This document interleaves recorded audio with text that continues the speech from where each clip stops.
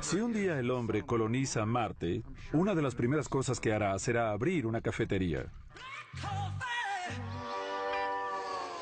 Es una de las bebidas más complejas del mundo.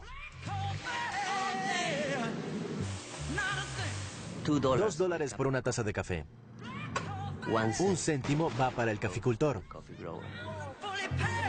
Cultivado en montaña. El café es el segundo producto legal más comercializado en el mundo después del petróleo.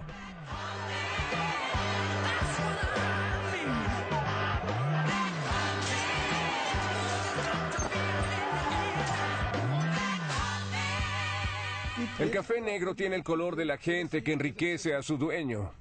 Es una semilla pequeña que tiene un enorme impacto político, social y económico en las personas.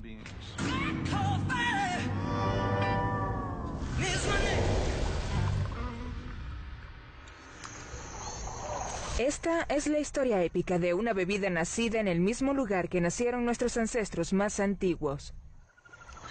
Durante la siguiente hora, veremos cómo el café nace de la antigüedad y se convierte en un medio oscuro para la evolución de la vida social, sexual, económica y política, fomentando lo mejor y lo peor de nuestra civilización.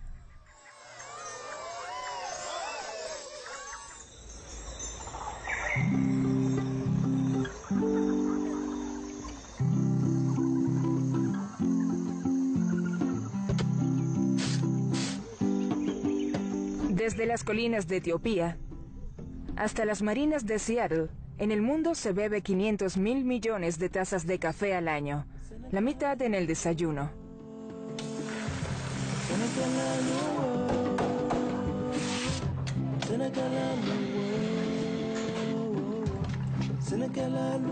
Cada mañana, en todo el planeta, cada persona prepara café de su forma favorita.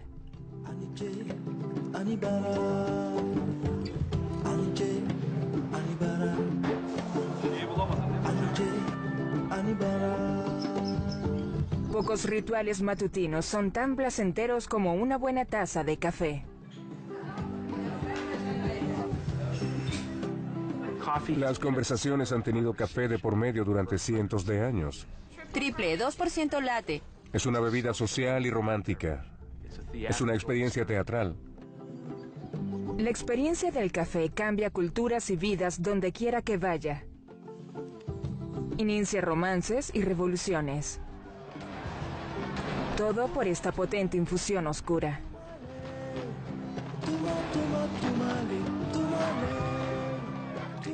Es negro y aclara nuestro cerebro.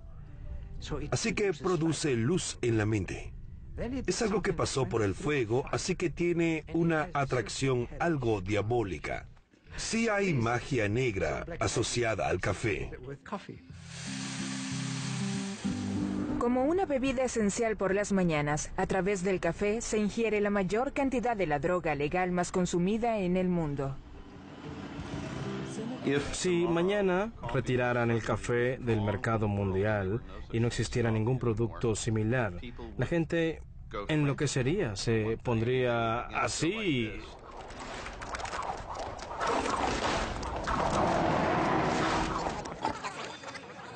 Desde la semilla hasta la taza, más de 25 millones de personas viven en parte del café. 100 millones más dependen del café para sobrevivir.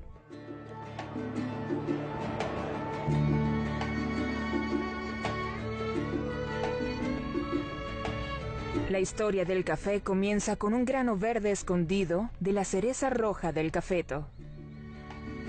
Algunos dicen que es mágico, otros que es maléfico. Pero sin importar lo custodiado que ha estado, ni los reyes, ni los comerciantes, ni los sacerdotes pudieron evitar que se esparciera por el mundo. Pues tarde o temprano, todos son seducidos por el grano irresistible.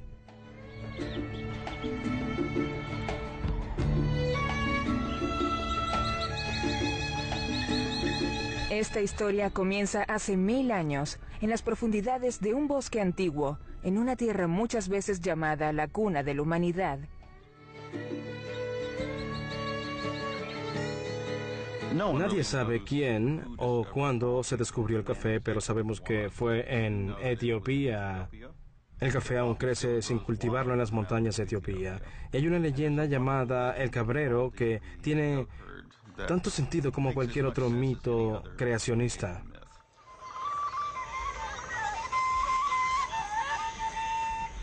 Un cabrero llamado Caldi inventaba canciones todo el día, mientras veía a sus cabras buscando comida. Al final del día, las llamaba con su flauta para que lo siguieran. Un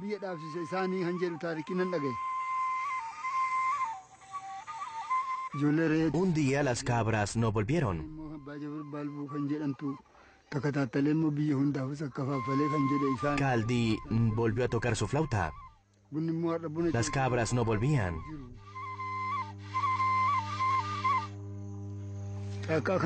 Confundido y cansado, fue a buscarlas.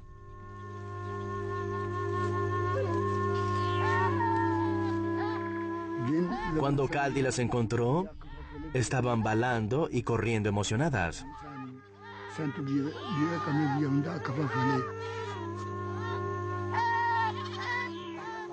Las observó y se dio cuenta de que las cabras masticaban las hojas y los frutos de un árbol que nunca había visto. Pensó que era la causa de la situación.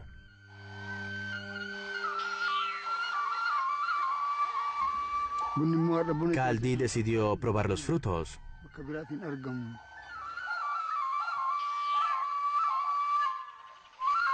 De repente sintió emoción y una gran energía. Comenzó a bailar y a cantar y le dieron ganas de escribirle poesías a su novia. Supuestamente así se descubrió el café.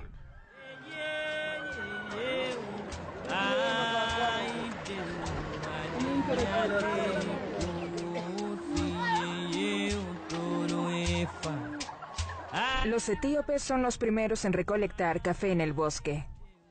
Es probable que, como en la leyenda de Caldi, las cerezas del cafeto al principio solo sean masticadas, o que se muelan los granos con grasa para hacer una barra de energía. Tiempo después, los etíopes preparan las hojas en agua hirviendo como un suave té. Fue en el siglo XV cuando alguien, quizá por accidente, tuesta los granos y descubre su delicioso aroma. Lo muelen y preparan una potente bebida. El café. Todo etíope sabe que el café nació en Etiopía. Los etíopes están orgullosos de su café, no solo en las zonas de cultivo. Los etíopes beben café por la mañana como algo prestigioso. En la casa de cualquier etíope preparan café antes de cualquier comida.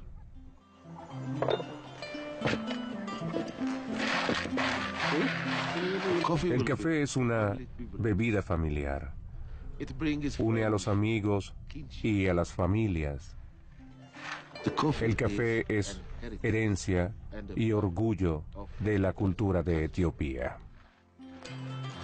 La nieta de Haji Mohammad prepara una elaborada y centenaria ceremonia con el café. Solo las mujeres de la casa pueden tostar los granos. Cuando comienzan a crujir, las coloca en una bandeja de metal para que los espíritus de la fertilidad y la prosperidad los bendiga.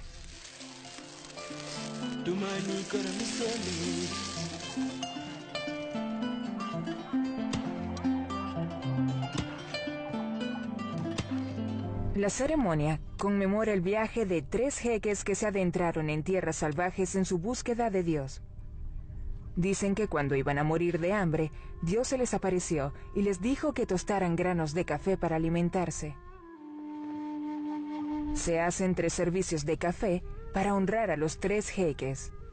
La primera ronda se llama Abel, luego Tona y finalmente Baraka, que significa la bendición.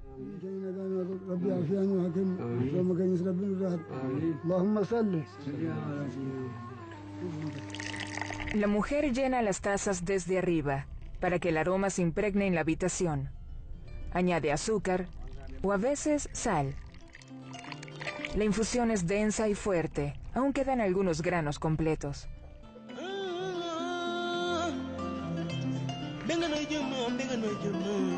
Primero es servido al de mayor edad.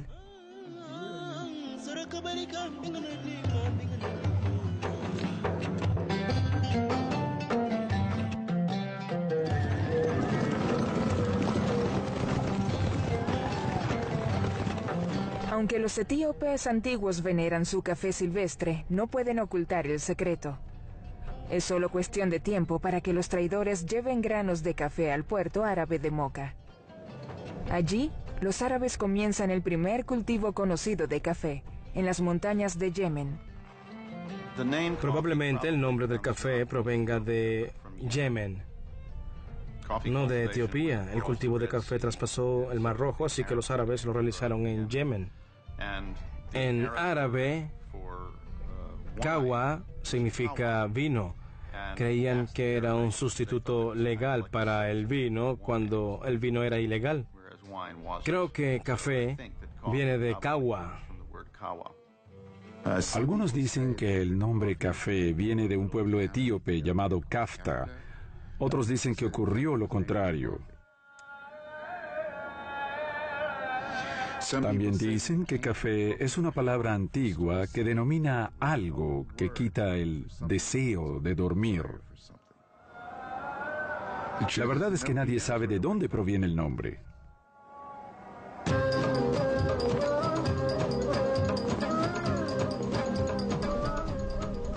Los sufíes pueden realizar sus ritos de veneración gracias al control sobre el deseo de dormir. La vigorizante poción mejora sus trances mientras buscan la fusión con lo divino. Pronto, la infusión negra pasa de templo a templo como una bebida ceremonial sagrada. El café llegó a la sociedad árabe a través de los sufíes. Ellos eran de esas tierras. Tenían diferentes tipos de trabajos y se reunían para rezar. Luego volvían al trabajo y así seguían. Se llevaron la tecnología del café.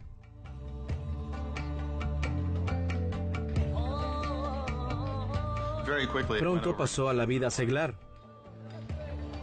Las personas muy adineradas tenían salones especiales para beber café. Se convirtió en el ritual social durante cada visita. Aparecieron cafeterías para los pobres, quienes comenzaron a frecuentarlas. Se convirtieron en lugares de mucha interacción social. La gente jugaba allí, las prostitutas empezaron a ir. A medida que las cafeterías atraen a los pobres, el café es visto como una bebida que causaba problemas. No había lugares donde conocer gente y entablar conversaciones que reunieran a personas de diferentes estratos sociales. Nunca se había visto algo como las cafeterías. Eran consideradas como centros de vicios, de sedición y de posibles revoluciones, y con razón. La verdad es que sí se habla de política en las cafeterías.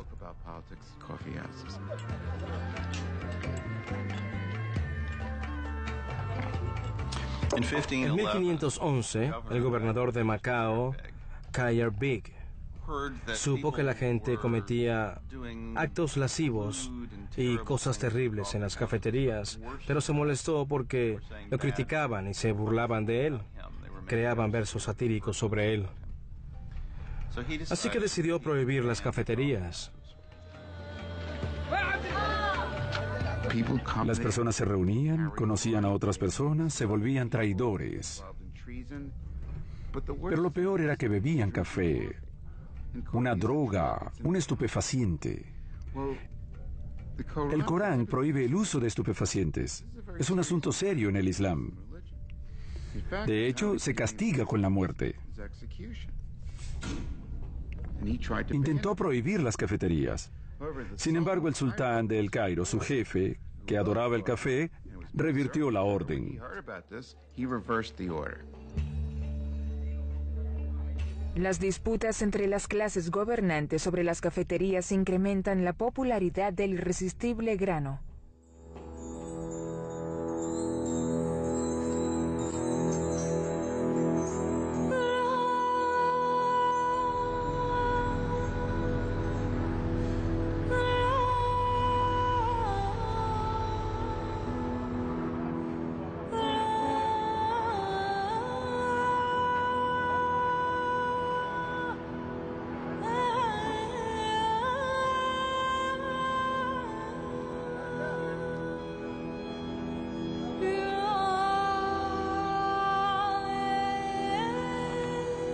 Los turcos conquistan el mundo árabe y heredan el café y su cultura. Rápidamente, el café ocupa un lugar en las vidas de la gente.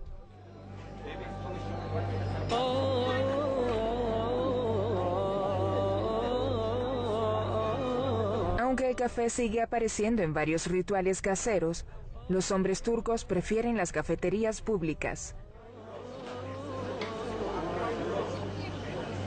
El café es importante en nuestra cultura. Los hombres se reúnen en las cafeterías.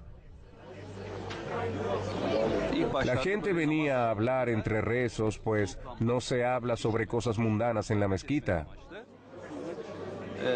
Los intelectuales, escritores y poetas iban a las cafeterías turcas. Debatían temas de actualidad, cual los presentadores de noticias de hoy en día.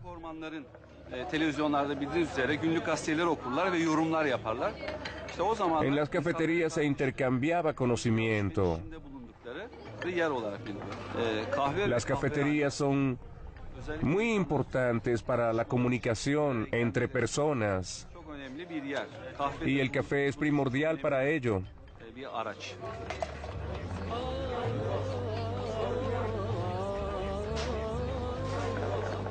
Aquí tenemos un dicho: el corazón no quiere café ni cafeterías, el corazón quiere un amigo, el café es solo la excusa.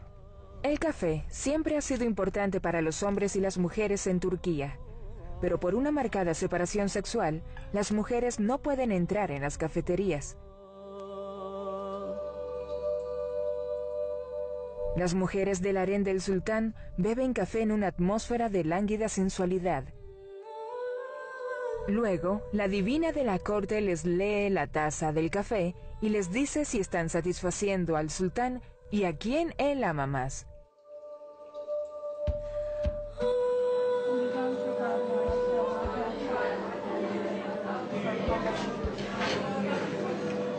Hoy en día, una joven puede pedir que le lean el futuro en la taza de su café. El café y la lectura del café son importantes en nuestra cultura. Los jóvenes les sirven café a las familias que las visitan, como posibles novias o nueras. Si quiere casarse con el hombre, le pone azúcar al café. Si no, le pone sal al café y espera su reacción. Si el pretendiente en verdad quiere casarse con ella,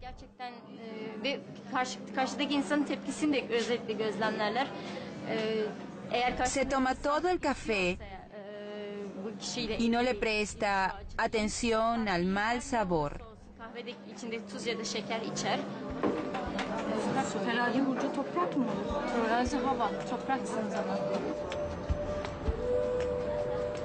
A medida que crece el interés por el café, los turcos protegen más a sus adorados granos. Fue un producto celosamente guardado, sobre todo después de la llegada del Imperio Turco Otomano. Esparcieron el café a lo largo y ancho del imperio, así que no querían que otros lo cultivaran. Era para mantener el monopolio antes de exportar los granos. Los servían para asegurarse de que no fueran fértiles. Se convirtió en un producto preciado y un objeto de contrabando.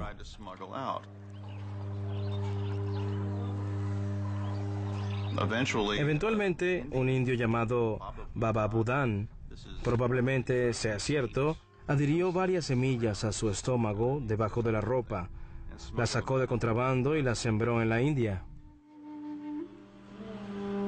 Luego los holandeses adquirieron semillas fértiles y las cultivaron en Ámsterdam.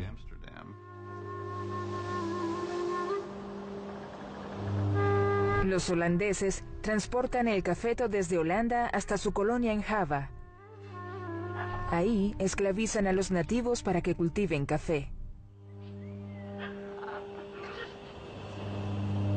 Para 1683, los granos de moca y java son los más buscados y el café se dispone a conquistar Europa, junto con los ejércitos del sultán. Sucedió durante la invasión de un sultán árabe a Viena, quien, con un gran ejército, se disponía a conquistar el occidente. Llegó a las puertas de Viena, había rodeado la ciudad y estaba a punto de conquistarla.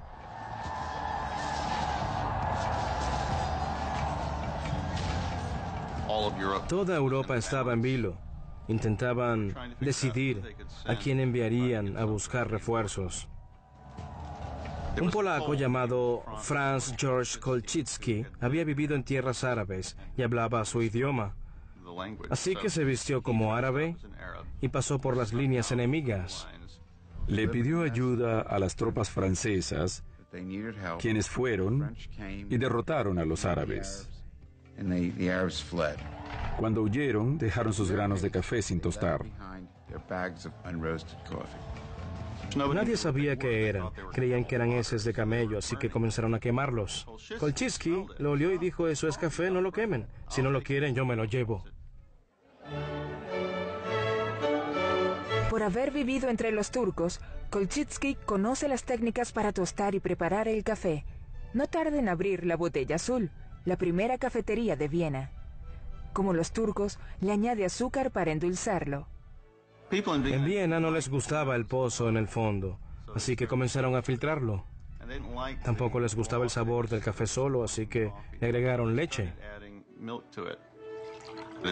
Así lo tomamos hoy en día. Salud. Salud. Este es un libro que perteneció a Isaac Newton. Con algo tan genial, hay mucho por preguntar. ¿Sabes quién fue Isaac Newton? ¿Fue quien dijo todo lo que sube tiene que bajar? Supongo que esa es una manera de decir. Bueno, ¿qué quieres saber sobre este libro? Quiero saber si es auténtico. ¿Le perteneció a Newton? El precio de la historia. Esta noche a las 9. Por History. En McDonald's todos los días de la semana hay un McTrio diferente por 44 pesos. ¿Y si al final de podar me da más hambre? Si quieres más, hazlo doble. Porque ahora en McDonald's, lo grande puede ser más grande. Hemos fracasado una y otra vez. Ya nadie se deja engañar porque siempre con Best Day lo que ven es lo que pagan. Y miren lo que viene. Acapulco desde 30 pesos. O esta otra para irse a Cancún desde 34 pesos. Pero esta oferta ya es demasiado. Las Vegas desde 33 pesos al mes. Y todas pueden pagar a mensualidades sin intereses con tarjetas de crédito participantes. ¡Pues tenemos que hacer algo! ¡Irnos con Best Day de vacaciones! Mejor aún, yo tengo un plan. Best Day, la experiencia más confiable en viajes.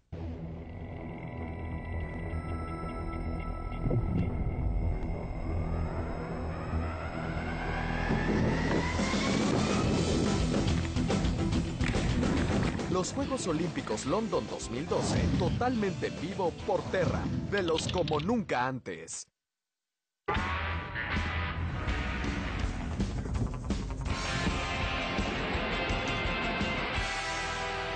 En Cartagena de Indias, ciudad costera y joya del Caribe colombiano, sus visitantes encuentran los más diversos atractivos gracias a su rica cultura e historia. La ciudad amurallada de Cartagena de Indias destaca por su imponente arquitectura y belleza. Rodeada por una gran muralla que sirvió de fortificación, la adornan también balcones, plazoletas, iglesias, casonas, claustros y callejuelas coloniales, conformando un atractivo centro histórico que junto a los lujos modernos ofrece a sus visitantes todas las comodidades de un destino con encanto. Colombia. El riesgo es que te quieras quedar.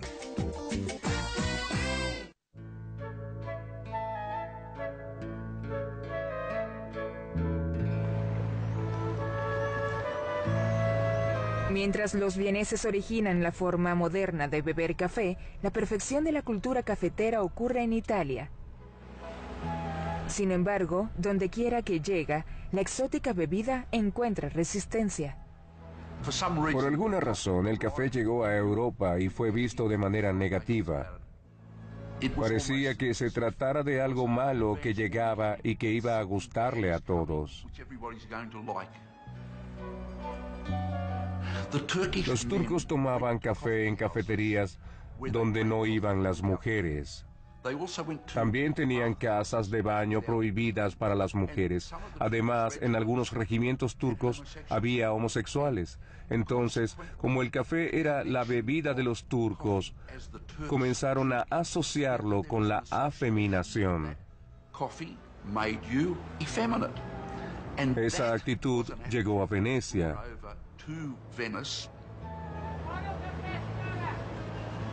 Fueron muchas cosas que la gente creía debido a que el mundo musulmán estaba cerrado al occidente.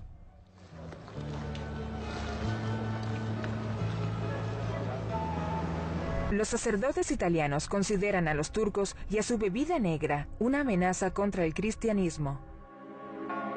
Le pidieron a Clemente VIII que prohibiera la práctica musulmana de beber café. Pero cuando el Papa lo prueba, le parece tan delicioso que decide bautizarlo.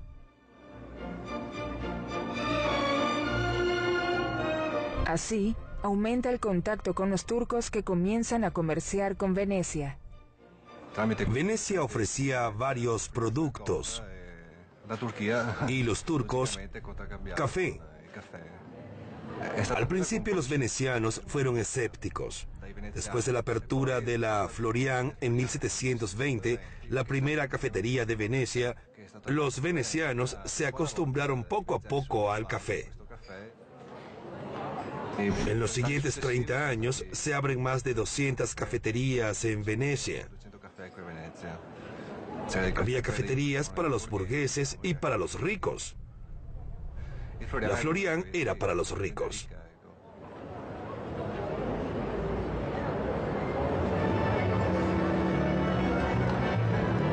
Aunque a los venecianos les gustaba el café, mantenían sus distancias con los turcos y los demás extranjeros.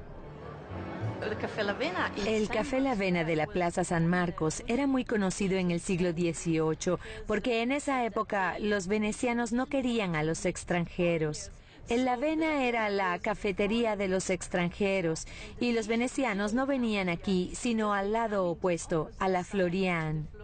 Así que el La Avena era el punto de encuentro de los turistas de la época.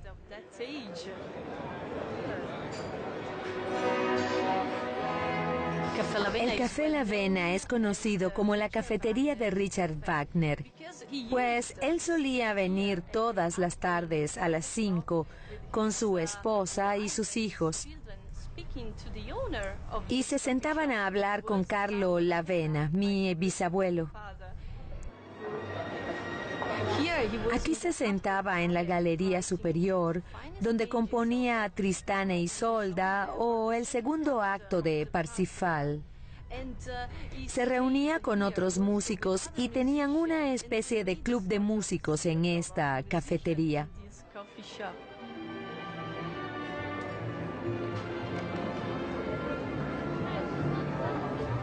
El alemán Richard Wagner compone en La Avena, mientras el italiano Giuseppe Verdi compone en la Florian.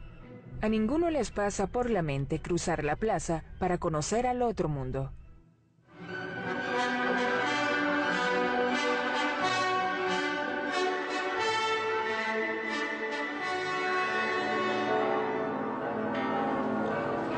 Mientras Wagner y Verdi batallan musicalmente, otros sueñan con el amor y el café es su elixir.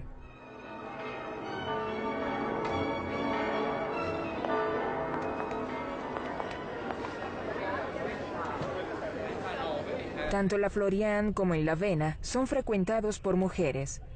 Así que el famoso Casanova pasa horas en ambas cafeterías. Por ser uno de los pocos venecianos que buscan romances en ambos lados de la plaza, lo conmemoran con un café que lleva su nombre. Probarán nuestro café Casanova. Esta es la receta secreta con las especias y este es el expreso. Vamos a mezclarlos.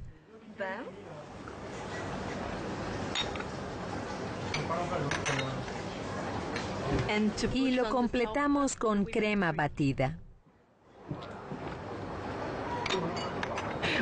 Se llama Casanova porque es una receta antigua y tomamos las especias del siglo XVIII. Si pruebas este café, la mezcla es increíble. Los italianos adoran el café y han enriquecido la cultura cafetera del mundo.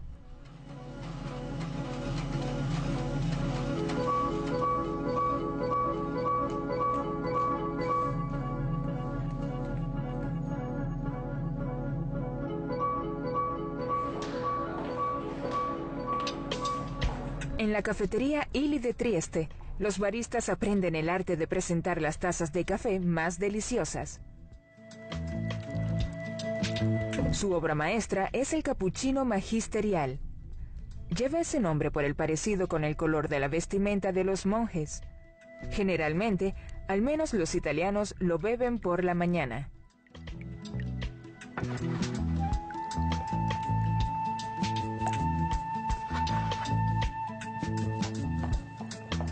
Ernesto Illy, el abuelo del café italiano, sabe cuán lejos han llegado desde los métodos antiguos de preparación. Otros europeos han desarrollado diferentes sistemas de preparación de café, pero para los impacientes italianos demoran demasiado. Los napolitanos son muy impacientes. Uno que tenía un amigo en Milán dijo, ¿puedes darte prisa? No quiero esperar 6 u 8 minutos. Ponle presión. Le puso presión y así nació el expreso.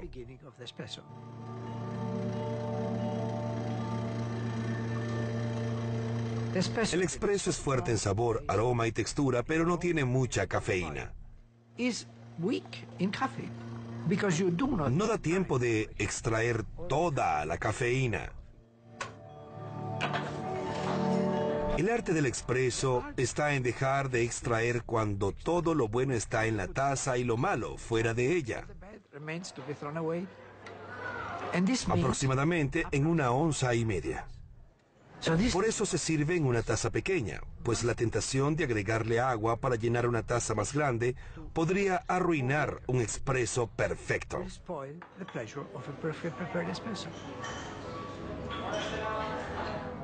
Es contradictorio, es fuerte en sabor y olor, pero bajo en cafeína. Por eso los italianos pueden tomar 10 cafés expresos en Italia y cuando toman 10 tazas de café en Estados Unidos, tiemblan por el exceso de cafeína.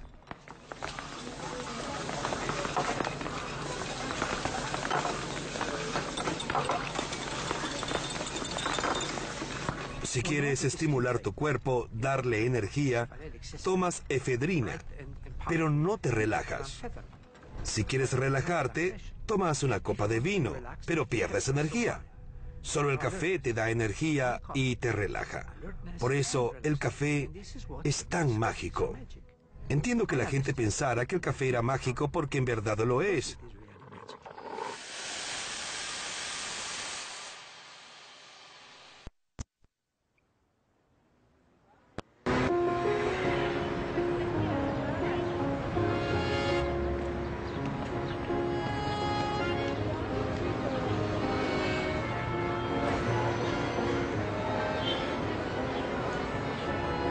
Las cafeterías siempre han sido lugares de encuentro de artistas e intelectuales. un lugar para darle expresión a erupciones de imaginación e ideas inspiradas en la cafeína.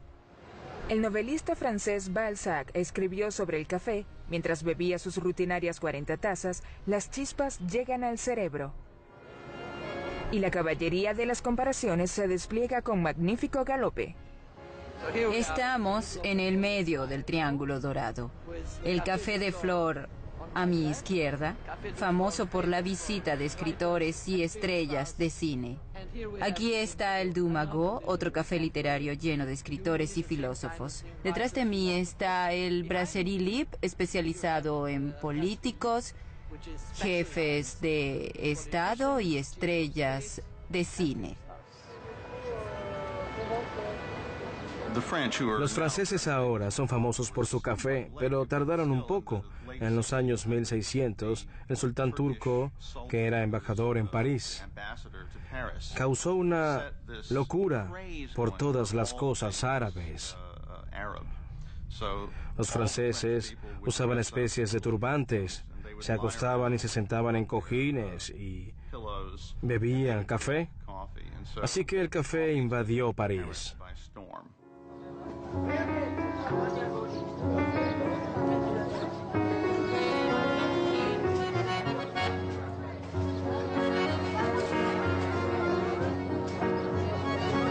Los franceses están enamorados del café, pero no saben prepararlo. Procopio del Cortel, un italiano, aprovecha esta oportunidad. En 1686 inaugura el café Le Procop y le presenta el café francés a los franceses. Las primeras en seguir la nueva moda son las mujeres. Venían porque podían elegir entre el té, el café, el chocolate y la repostería. Sobre todo un producto importado de Turquía, los primeros croissants. ¿Por qué croissant? Por el cuarto creciente de los turcos vencidos en Viena. Por otro lado, el café era considerado un afrodisíaco para los hombres. No es cierto, pero no importa. El café es una bebida de mujeres, así que, lógicamente, las mujeres lo preferían antes que el vino, que tenía la reputación de reducir la capacidad sexual del hombre. Los cafés eran frecuentados por mujeres aristócratas y por personas que querían conocer el lugar de moda. Incluso los hombres, pues allí había muchas mujeres hermosas. Así nació la sociedad del café. ¿Y por qué se asentó en Francia? Porque en París y el resto de Francia a la gente le gustaba conversar. La conversación marcó el éxito del café. La conversación no distingue entre clases, no distingue entre sexos, razas ni religiones. Era algo inédito. Desde los primeros días de Le Procop, los franceses se han reunido en cafés para discutir y debatir. Il y a des mecs qui ont besoin d'un espace vital où ils font. Parce que plus on a d'espace vital, plus on consomme et plus on fait de la merde. Et c'est peut-être comme ça que les problèmes se régleront. On peut dire, par exemple, La conversación se convierte en un arte, ahora que el café reemplaza al vino y a la cerveza. Todos bebían. Los hombres, las mujeres, la alta sociedad, los pobres. Bebían mucho. En Alemania, Holanda e Inglaterra bebían aún más. En Francia, bajo el mandato de Luis XIV y Luis XV, en los siglos XVII y XVIII, un hombre bebía un promedio de 7 u 8 litros de vino al día, además de 1,5 litros de alcohol puro. Trabajaban entre 14 y 15 horas diarias. Incluso los niños bebían. En Europa la población fue alcohólica durante décadas. De repente el café permitió que aparecieran lugares donde la gente podía comunicarse y beber sin alcohol.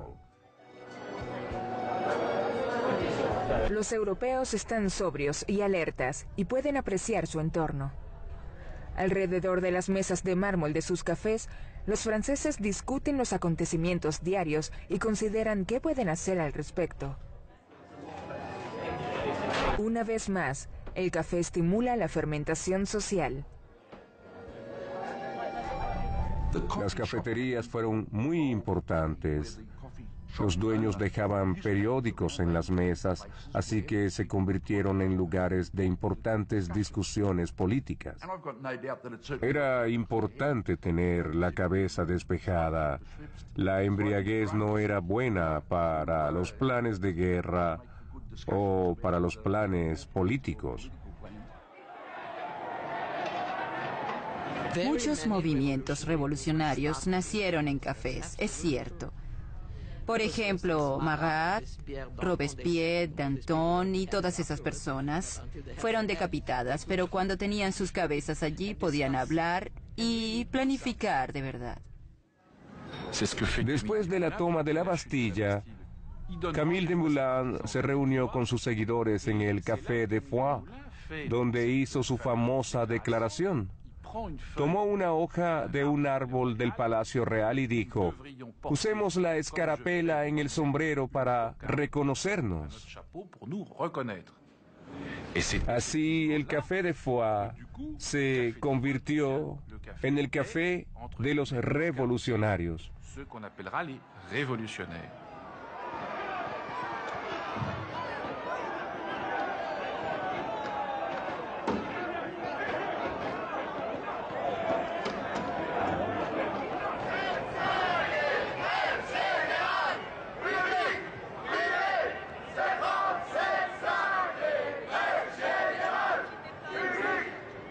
La tradición revolucionaria de los cafés vive en los ideales, la pasión y la intensidad de las nuevas generaciones, así como la tradición de los cafés como escenarios de grandes romances.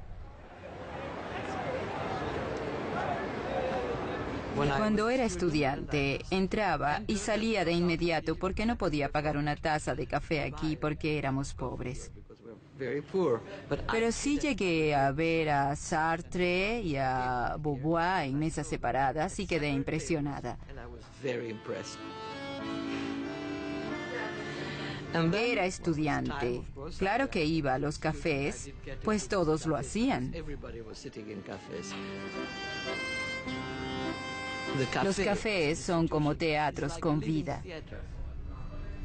Se va a un café a ver, a hacer vista, a buscar una mujer o un hombre, según tus gustos. Es parte de esta tradición. A ir al baño, a comprar cigarrillos si fumas, si aún fumas, a estar rodeada de gente. En una sociedad tan cerrada como la nuestra, puedes entablar una conversación en un café. O incluso comenzar una especie de relación después de hablar. Se puede hacer. No es grosero hablar con alguien, conocerlo y tal vez comenzar una historia de amor.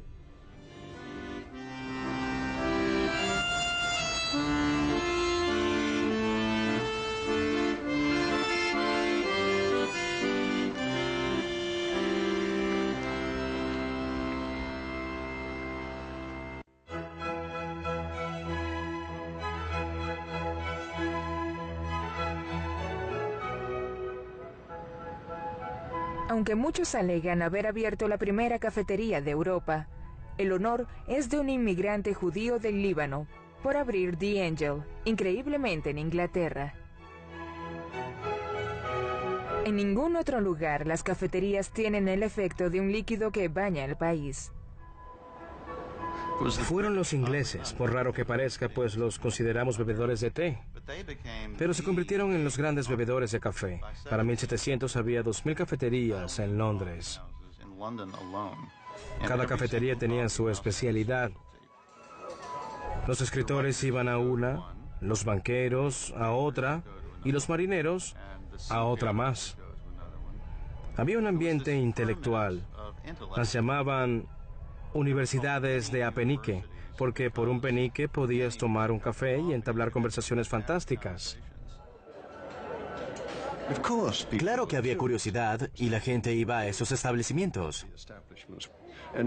Querían alejarse de los bares porque podían entrar a una cafetería y sin alcohol promover sus negocios. Así las cafeterías se convirtieron en el eje de la vida comercial de Londres.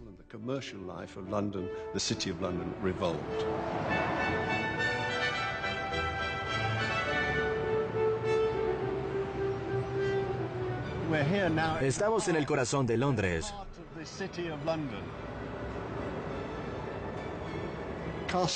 No mide más de 1,2 metros de ancho.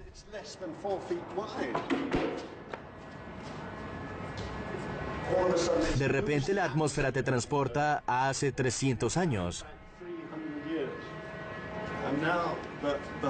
Aquí está lo más sagrado, la esquina del Jamaica Coffee House, donde Pascal Rosset abrió su primera cafetería en Londres en 1652. Pascal Rosset entró a este negocio por su jefe, quien tenía conexiones en Turquía. Traía el café y lo preparaba en su casa. Recibía muchos invitados. A todos les encantaba el aroma de los granos de café tostados. Así que le dijo a su sirviente que debería abrir un local en la ciudad. Aquí lo hizo.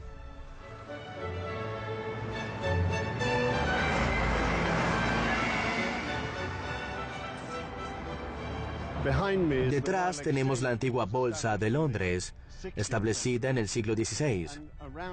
Cuando abrieron las cafeterías en 1652, los comerciantes encontraron a dónde ir para alejarse del trabajo.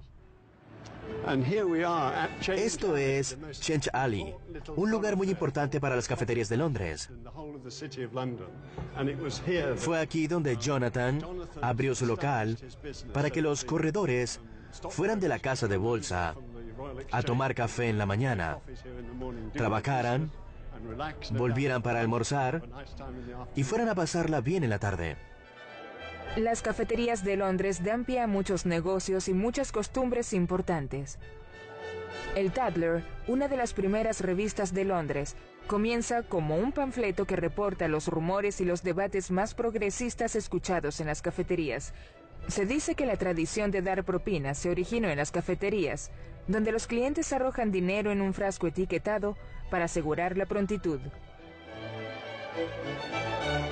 La compañía aseguradora de Edward Lloyd's comienza como una cafetería en la calle Lombard, donde van marineros y comerciantes. Dicen que la aseguradora Lloyd of London nace porque es allí donde llegaban los capitanes de los barcos con reportes sobre cuándo llegaban y con qué carga. Era el lugar donde se intercambiaba esa información y donde se podían firmar contratos de seguros. Cuando Lloyd's Insurance se muda del área de la antigua Bolsa de Londres, construyen esta linda fachada para ver el nuevo edificio. Luego construyeron la estructura moderna que está a mis espaldas, lo que hoy conocemos como Lloyd's of London.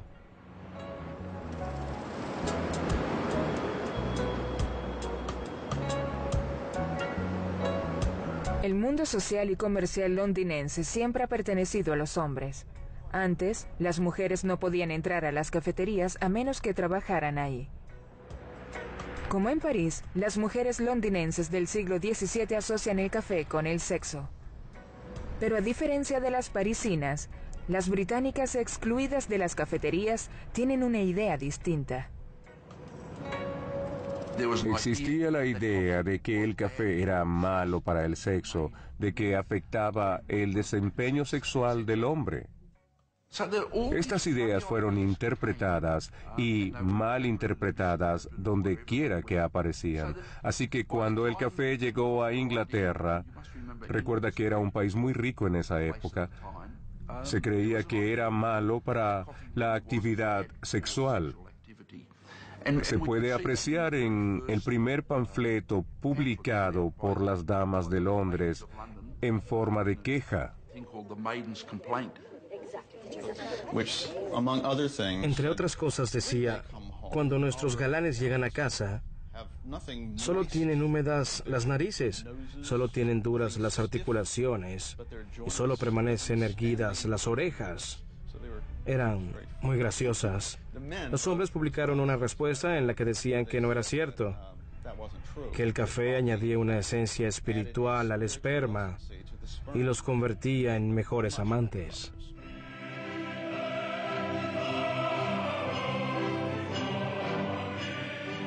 La verdad era que las cafeterías estaban llenas de prostitutas. Las mujeres se quejaban porque los esposos se acostaban con Catherine, se tomaban una taza de café y cuando llegaban a sus casas y las mujeres querían relaciones sexuales les decían, lo siento, me tomé un café. Eso fue lo que pasó, pero la historia pasó de manera folclórica, de madres que les contaban a sus hijas los supuestos efectos del café.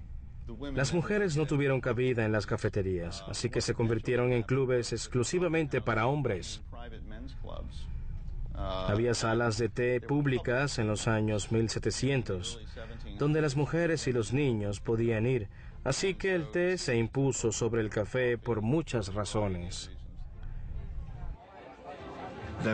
Existía un gusto por el té, y la gente hablaba sobre las últimas modas de la bebida. El té no solo es más sociable y democrático, sino más económico y fácil de preparar. Y los británicos, no muy conocidos por sus dotes culinarios, nunca aprendieron a preparar un buen café. El café era mucho más difícil de preparar. Había que tostarlo, luego molerlo y finalmente prepararlo. Preparar el café no es fácil.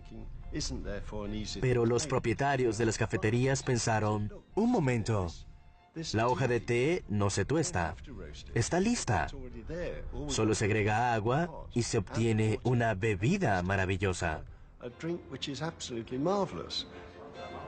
De repente, el té se popularizó. A las mujeres les gustaba. Había un ritual de presentación del té de la tarde.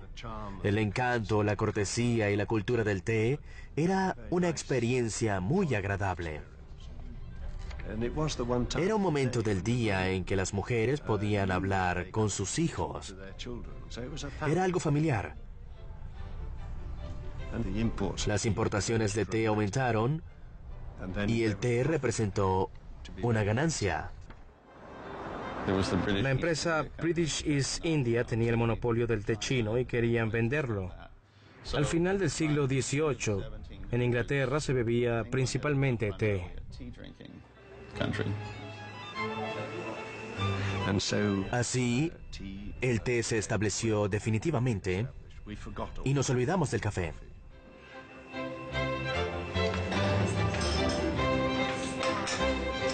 Hasta hace poco, un inglés bebía en promedio la misma cantidad de tazas de café en un año que un italiano en 2 días. Durante el resto del día, es hora del té. Qué placentero es preparar el té y qué placentero es tomarlo. Néctar.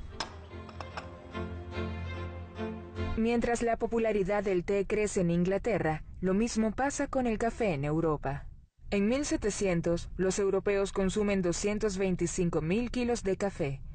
100 años después, el consumo llegó a 45 millones. Y los franceses buscan expandir sus ventas. La oportunidad llega cuando un joven teniente francés enamora a una dama de la realeza. El teniente de Coulieu obtuvo un cafeto propiedad del rey después de seducir a una de sus amantes. Ella le dio la planta.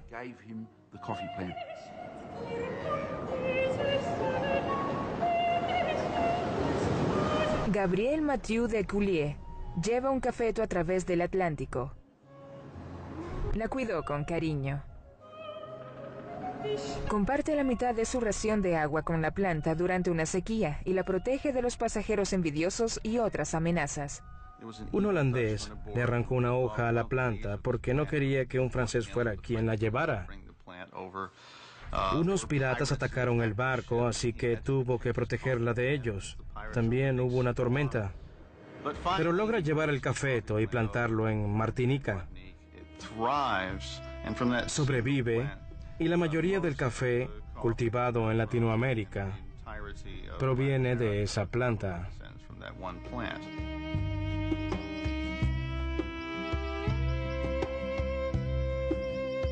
Pero tal como el deseo por el café estimula la era de la razón en la democracia, impone el colonialismo en América. Los franceses, como otros europeos, instalan plantaciones con esclavos para cultivar el preciado grano.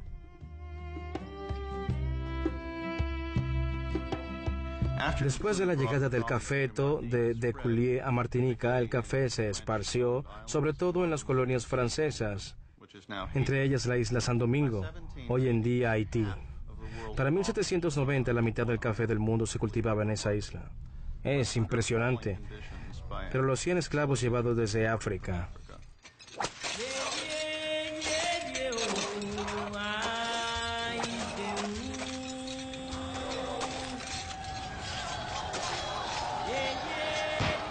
En 1791 se rebelaron.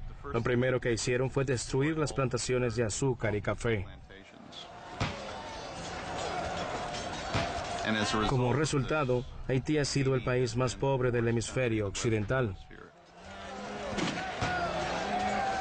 La lucha de los esclavos dura 12 años.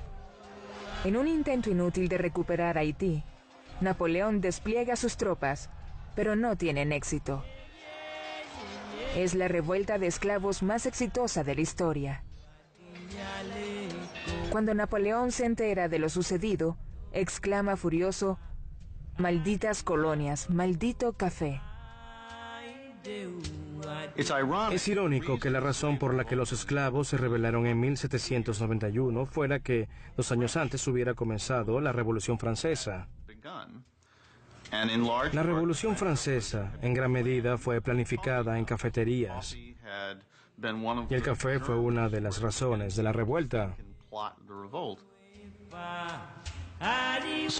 El café estaba revolucionando Europa, pero al mismo tiempo, los esclavos se rebelaron por cómo los obligaban a cultivarlo.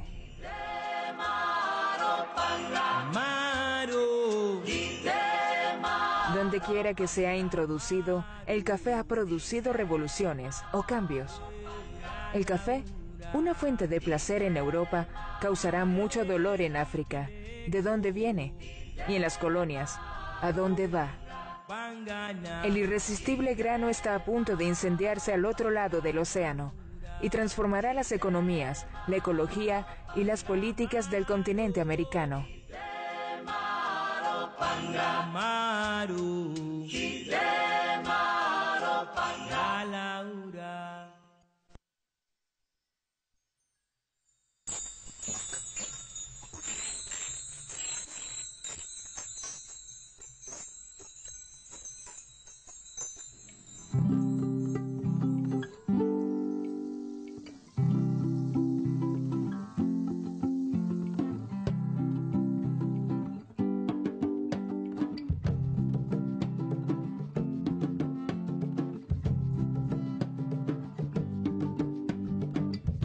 Senekala luwo, Senekala luwo,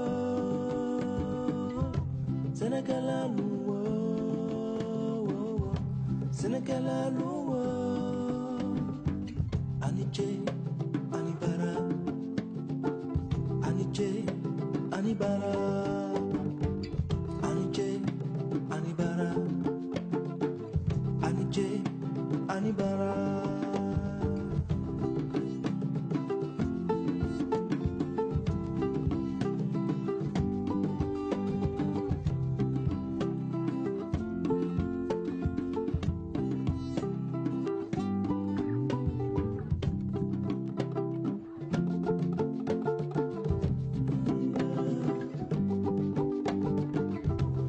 que la luna